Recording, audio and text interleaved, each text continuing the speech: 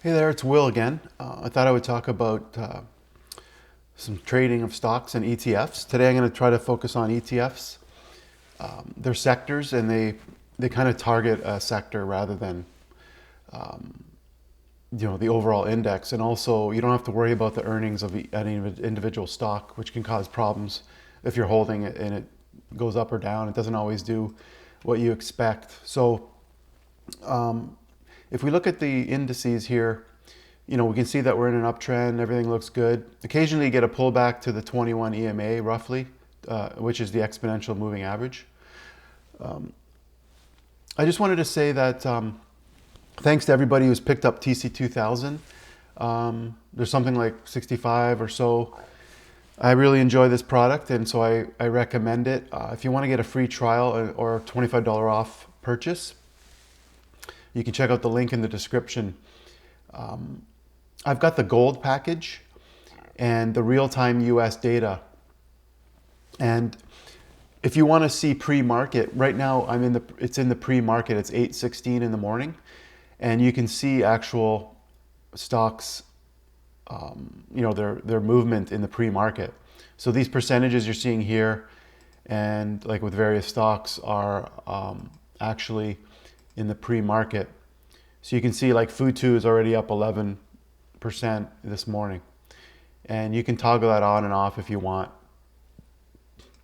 All right, so yesterday was quite a big day for the markets, especially IWM, which is the Russell 2000.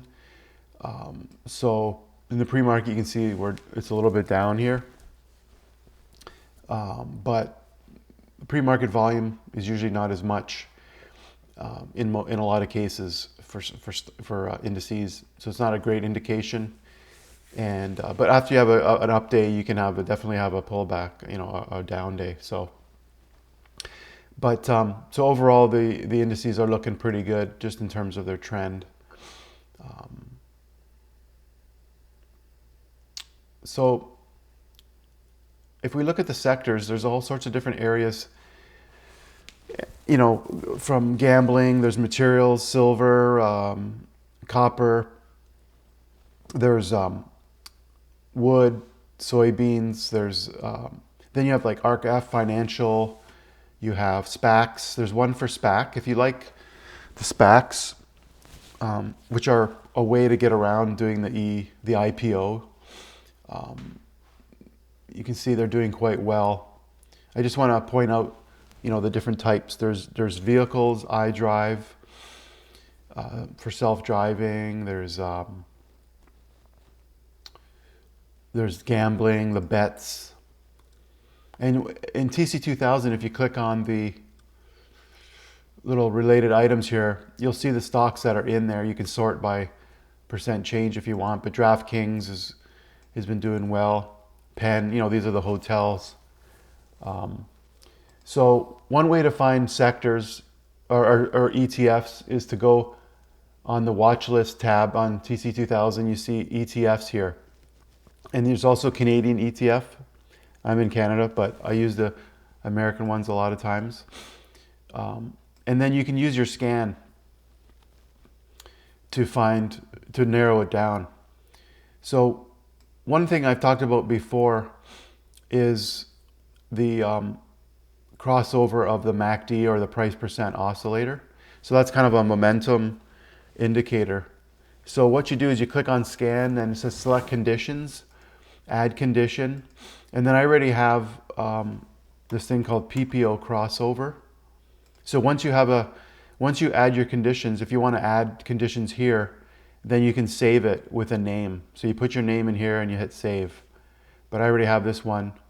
So if I want to see when the ETFs where the MACD has crossed, I can click on any one here, sort it if I want. And you can see here that the PPO is crossing over. If you want to get one that's crossed over in the last few days, or you can say instead of now, within the last so many bars. So that gives you, if you're not seeing anything, you can find one that might have crossed yesterday or a couple days ago, because it's still relatively early opportunity. The crossover can be a little bit delayed in terms of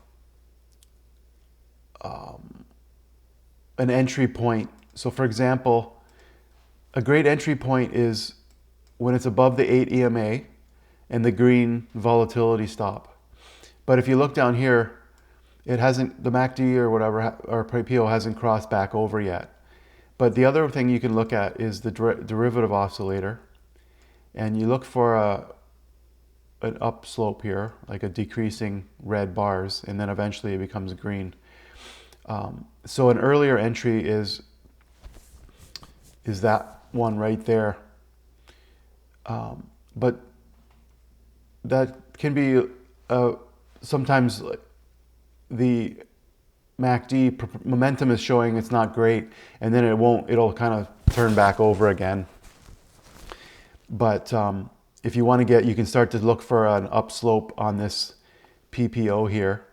And this is indicating that the gap between the moving average and the PPO line is actually getting smaller. And you see stochastics are rising as well. So that could be an earlier entry point. And it's a good way to find stocks. So once you see things that you might be interested in, like a sector ETF, you can decide to go up here. There's a add to watch list. So you could put, this is my own watch list. So for example, I have sector ETFs. So it's a subset. Like I don't like, there's a lot of repetition. So I have a list here of my own sector ETFs that I like. They may or may not, instead of just searching the whole database. Some of these are leveraged as well, so you're going to get a list of like the 3x, 2 or 3x ETFs. So if you're not interested in those, you could build up your own list of ETFs.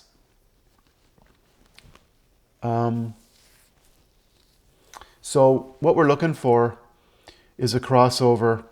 So what I thought I would mention is a few that I found that they're potentially close to a purchase point. And this one is silver, a silver trust. It's been frustrating, obviously, with the metals going up and down, but we're above the 80 EMA, but we have sort of a red volatility stop and some down, black candles. So I'd like to see a little bit of strength. It did burst out over the high, but you might want to wait till it gets up over 10 or so to break through these resistances, because it's been in that up and down trend for a while. It did break just for one day, but it never stayed up above that. So one thing you could do is draw a line like this. We're kind of breaking through, and we have supported, so it's a close one. There's one called ILF, which is Latin America. So it's kind of sitting here right at the 50-day, and we've crossed the PPO, but it hasn't really broken up above that. So that one is close. Utilities don't do super well, but you can see that it's above the 50. The 50 is sloping down, which isn't great, but in the red volatility stop. So probably want to see a break over this recent resistance here. ITB had a breakout, which was stuck in this resistance. It finally broke. It didn't really sustain and pulled back to the 21 EMA, and now we've broken out again. So I like to see it. It's a pretty good spot as a breakout, or you could wait and see it pull back and sort of develop an uptrend. We do have a higher low here. You see how it was the low down here. So we're starting to build. So this one is potentially a good one. And Semiconductors pulled back here and are starting to potentially recover. You might want to see it break up over this recent high, but it's about to cross. And you can see that the derivative oscillator, I sort of draw a line to show that we're heading in an upward direction. So those are ones that are kind of, potentially entries, but there's also ones that are really strong that have gone up quite a bit. But there's some that haven't broken out a huge amount. Like, so this one broke its trend and it's crossed the MACD here. So that one's still a good buy, but you do have this recent high. So it's fair, because it's fairly close, you might want to see it start to break through. Q clean is one that just recently pulled back and is starting a little bit. It hasn't quite crossed the MACD, but you can see here how this is reducing here. So that's why I mentioned there's an early, like a kind of an early point of entry. And obviously Q clean, like all the solar and the alternative energy, have been going up huge. So they're in a huge uptrend. All right, that's good for now. I just wanted to show something a little bit more in the sector ETFs, and I'll just show Bitcoin because it's been going up huge. Tesla bought it. Like I said, I draw a line here. It had a huge gap right at a good entry point. Like, you can see how there were red dots, and then as soon as it crossed, it just went up a huge amount. So, the problem is when you wake up in the morning and you miss the pre-market, you're already up 10%, but it ended up going up even after that.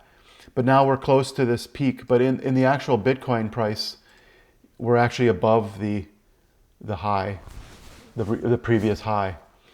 So this is a grayscale Bitcoin trust, but you can see how it's not quite in sync with the Bitcoin price. So